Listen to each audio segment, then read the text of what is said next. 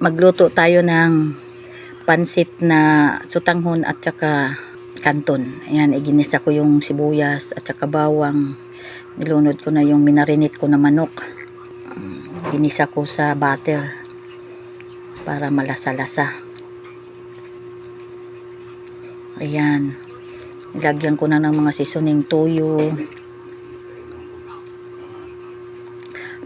magic sarap,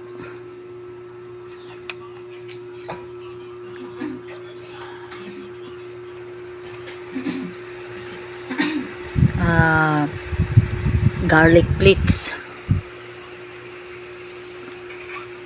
Yan, nilagyan ko na siya para malasa na. Nilagay ko na yung kanton. Kunti lang para sa mga bata lang to. Palutuin muna natin ang kanton. Ayan.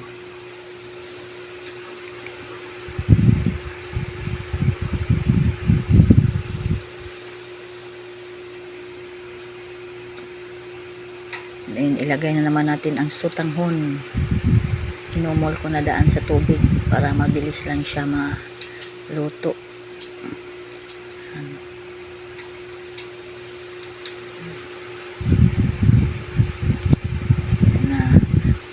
Ilagay naman ang repolyo. Hindi ko na nilagyan ng carrots, repolyo lang kasi yun ang gusto ng mga bata. Repolyo. Tapos kanton at saka sutanghon. Tapos manok. Ayan lang ang gusto nila. Ayaw na nila sa ibang gulay. Ayan.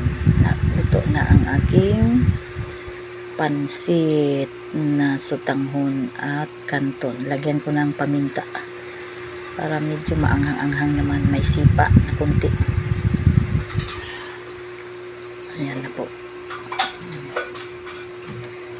Ayan, luto na ang ating sutanghon. Nilagay ko na sa lagayan.